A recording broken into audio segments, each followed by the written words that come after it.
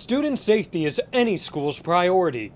That's why Quinnipiac University immediately responded to reports of a gunman following a home invasion in Hamden on September 24th. The university is required by law to make the university community aware of a situation that's happening nearby so that members of the community can safeguard themselves. Text messages and emails were sent out to warn students and staff of the suspect, despite the invasion occurring more than 4 miles from campus. If they really needed to text all of us about this and email us that maybe it was an actual risk or anybody was actually in danger or something. The incident proved to be of little concern for those on campus, but what if it occurred less than 4 miles away?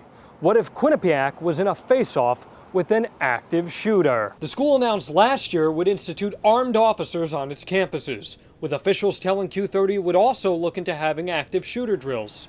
But the university now says it does not plan to hold them, and Hamden Police Chief Thomas Wydra understands. So to try to engage in active shooter training, in an environment like that, where you have people literally everywhere, would probably be unsafe. Wydra says an active shooter drill would require officials to put more than 6,500 students on lockdown for hours, essentially just for practice.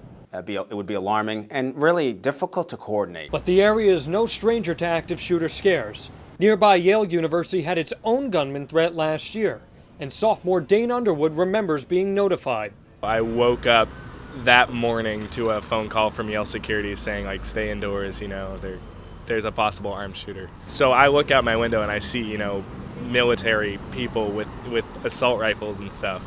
So it's nerve-wracking. Though Yale may have been prepared, not all schools are.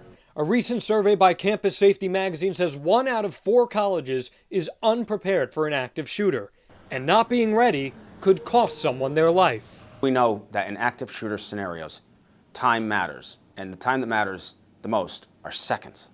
Seconds can save lives. The FBI says anyone confronted by a shooter has 3 options: to run, to hide, or to fight. But a 2012 study showed the average active shooter incident lasts just 12 minutes. That's why Wydra believes the armed officers on the Quinnipiac campus are a proper alternative to a drill. A large percentage of these active shooter situations are diffused with an active shooter response. Whether that's a police officer or a public safety officer employed by Quinnipiac University, it doesn't matter.